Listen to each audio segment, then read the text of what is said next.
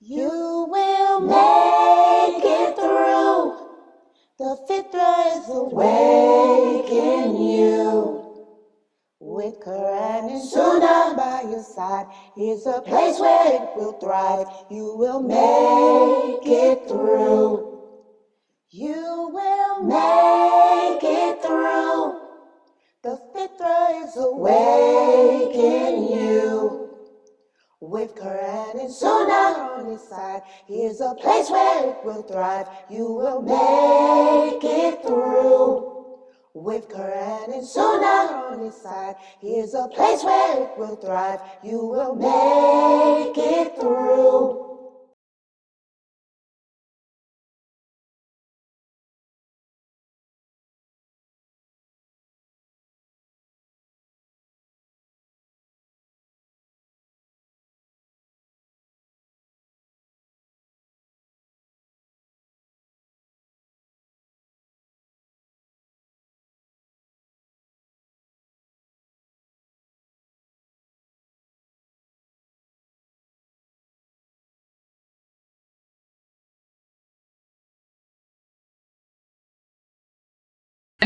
Incorporating to keep your fitra alive, Al-Wala Wal-Bara, in our communities and schools.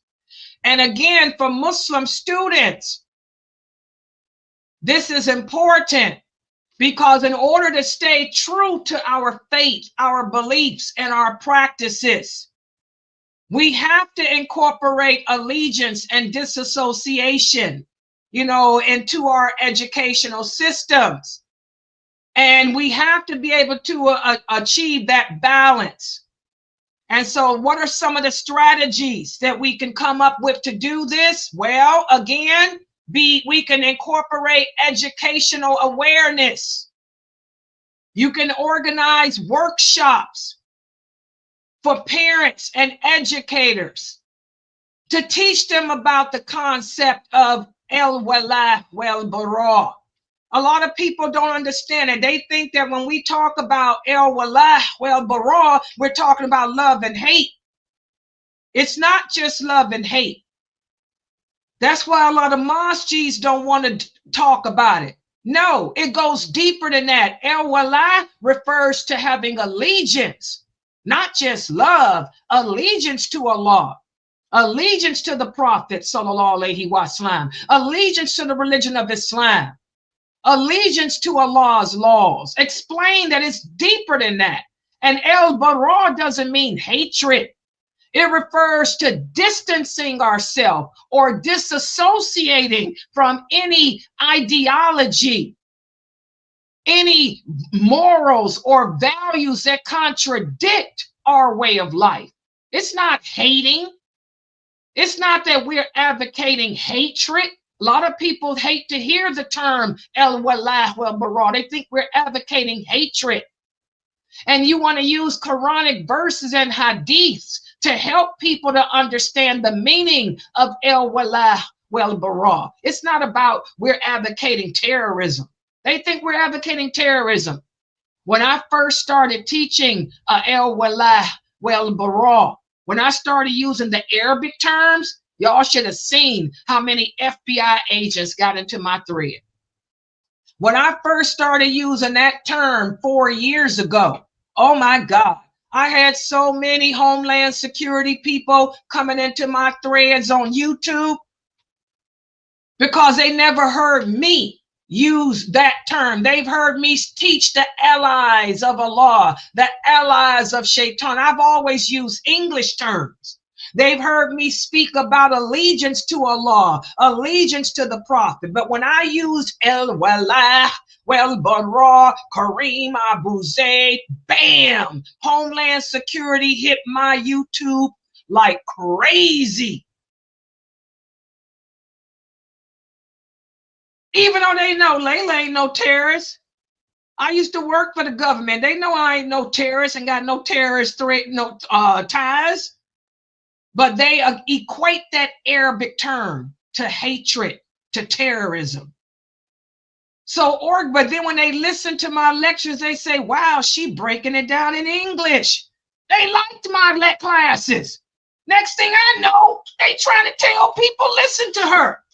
I'm breaking down the true meaning of Al-Wala Wal-Bara in English, in grassroots English. It ain't got nothing to do with hate. It ain't got nothing to do with terrorism. It's all about allegiance to what we believe in and distancing ourselves from ideologies that go against our Islamic values, the true Islamic values. Okay? Explain that to the people. Also, the parents should teach their children about the life of the Prophet Muhammad sallallahu alaihi wasallam and his companions. This is something that we don't do anymore. You know, teach your kids about the Prophet and his companions to instill pride into them so they can grow up with a good Islamic identity. How many kids are learning that? When I was a child, I grew up in the 60s here in America. I learned about the companions of the Prophet sallallahu alaihi wasallam. In fact, when I was a kid, when I was 6 years old, my mother had me to pick a companion, pick a female companion to emulate. You guys know who I chose. I chose Aisha, radiyallahu anha, as my hero to emulate. Subhanallah. So that the children can learn their Islamic heritage. Also, something that we can do. We can have regular, if you are in a part of an Islamic school or even a mosque, have regular parent-teacher conferences where the parents can discuss their children's needs regarding Islamic practices, such as prayer times or hijab, okay? If your kids, you know, are going to a non-Islamic school because you can't afford to homeschool them, or whatever, you know, meet with the teachers, let them know, you know, why your daughter wears a hijab, okay? Let your kid, the school know that at such and such a time, your kid has to take a break so they can go and perform their prayers. I used to pray back in the 60s. My parents didn't meet with my teacher though. I had to raise my hand and say, hey, I got to use the bathroom. And I used to find a place in the hallway where no one was looking and I'd make salat. But nowadays, you know, you can meet and let your teacher know, hey, you know, at 2 o'clock, you know, he has to go pray in the stairwell or something. Have open communication. Also, weekend or after school Islamic study classes should be held that can teach the core Islamic beliefs, ethical frameworks, that apply to our daily life. Show and tell. If they have show and tell in school, have your kid do a show and tell of something about Islam. Okay? You can form a Muslim Students Association within the school, you know, that offers a space for fellowship, support, and shared spiritual growth. So these are all things that we can do, you know, to educate the non-Muslims about you, about yourself. We didn't do that when I was growing up. We just were Muslim. I grew up in the 60s. Say it loud. I'm Muslim and I'm proud. And we went to school dressed like this and the people accepted it, whether they liked it or not. But now you can do things, okay? Also, community engagement. Local Islamic organizations can partner with the schools to offer mentorship programs with community members to guide young Muslims in their personal and academic lives. You can do this with your masjids. The masjids can get involved. Also, you can teach your kids and students how to engage with controversial topics. Teach your kids how to deal with the LGBTQ situation. Since you Muslims in America, I hate to say it, but it's the truth. You Muslims in America chose to disobey Allah and participate in elections when y'all know voting in elections is haram. Oh yeah, but y'all didn't listen to me. Y'all chose to listen to these compassionate imams. Y'all chose to listen to these progressive Muslims from out of Texas and other places. They the ones that had y'all vote for Obama when y'all know Allah says it's haram for a Muslim to vote for a non-Muslim to be a leader over them. Y'all didn't listen to me. Y'all didn't listen to Karim Abuzaid. Y'all didn't listen to Sheikh Muhammad Saeed Atli. Y'all chose to listen to those brothers out of Texas.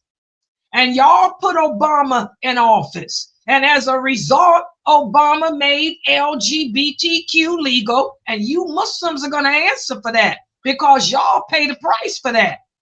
But since y'all did it, now you need to sit down with your children and sit down with the Muslim kids in your mosque and engage with them as to how to handle the controversial topic of LGBTQ and choosing whether to be a woman or a man and all of that, you know, and teach them how to answer questions about that and how we don't compromise our religion, even though those same men who y'all chose to listen to, they're telling you that we can march with them and all that. That stuff's haram. But you figure out how to promote critical thinking based on the Quran and Sunnah like you should have done when you and should have stayed out of those elections. Okay? And also educate your kids and students that when we do speak, we speak kindly. We don't use profanity. We don't deal with arguing and debating like you see a lot of these Muslims doing. Okay? We follow the example of the Prophet Muhammad sallallahu alaihi wasallam. We don't pick up flags and we don't protest the qadr of Allah. We just simply, you know, say what we got to say, okay, in a nice, respectable way, the way the Prophet sallallahu alaihi wasallam would have done based on Quran and Sunnah, okay? And again, introduce the kids to historical role models.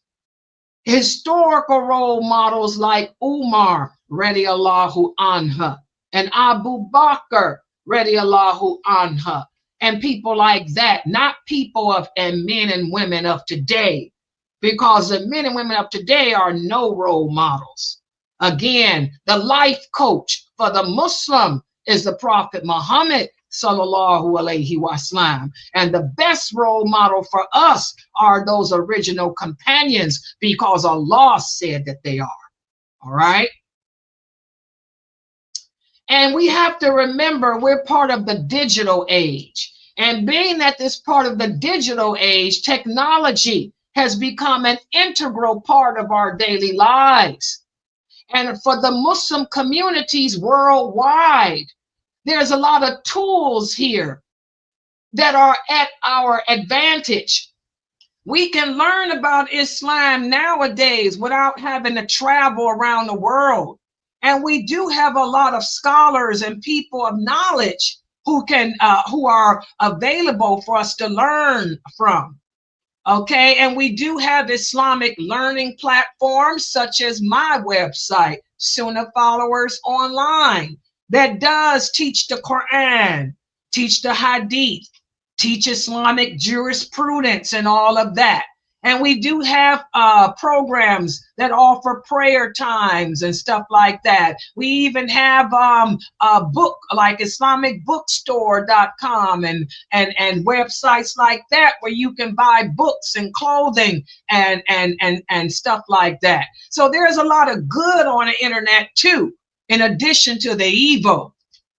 All right. You can connect with experts who can answer your questions and that can help guide you to the truth. It's just that you have to make sure that you go to the right websites, the right sources, because there's bad sources and bad websites out there too. And we do have good online fundraiser platforms that can be used in a good way, like Launch Good. Unfortunately, a lot of Muslims are using Launch Good in a bad way, but Launch Good is a good platform to raise money for Islamic schools. That's what it's good for. That's what it's supposed to be used for. Or to raise money for charitable nonprofit organizations like my website or something. But unfortunately, a lot of people are using it for their personal selves, which is really to beg, and that's haram. But Launch Good is good for nonprofit organizations like masjids, to raise money for a mosque, to raise money for a website like mine that's a nonprofit Islamic school. It's good for places like that. Also, we have healthcare, telehealth platforms where Muslims can access religiously sensitive counseling. They can get mental health services done. Yeah. Oh, yeah. We got telehealth platforms where you can be in contact with a mental health person that can help you with your mental illnesses and mental health issues. Oh, yeah. There's some good out there. We also have Muslim entrepreneurs online who utilize social media and e-commerce platforms to market and sell halal products, from clothing to food. We also have digital galleries and social media profiles that allow Muslim artists to showcase and sell art and stuff like that. Oh, yeah. And we even have platforms that you can hook up with Muslim lawyers and professionals like that. So there's a lot of good, on the internet too. But unfortunately, guys, the evil always outweighs the good and most stuff, But there's good, that Allah has brought to us from the digital world as well. And these examples show the vibrant and diverse ways that Muslim communities can utilize the internet to nurture their faith, to also connect with other Muslims and contribute positively, worldwide to each other. So again, all it entails is utilizing Al-Wala Wal-Bara. In other words, distancing yourself from that which is bad and taking advantage of that which is good. Just simply being able to, use your critical thinking. Use your critical thinking. If something contradicts the laws of Islam, stay away from it. If it's not violating the morals and laws of Islam, then take advantage of it. And we can develop courses that explicitly address Al-Wala Wal-Bara and that integrate these teachings, into broader subjects such as digital ethics, cyberbullying, and online behavior. This is something that your mosque can talk about. We can talk about how to navigate through the internet, using Al-Wala Wal-Bara. Okay. Also, the mosque can have classes, that can teach the people how to recognize good from evil on the internet. We can have classes like that at the mosque for the kids and also for the adults, because you'd be surprised how many adults don't know how to navigate the internet well. So again, this is what I wanted to go over today.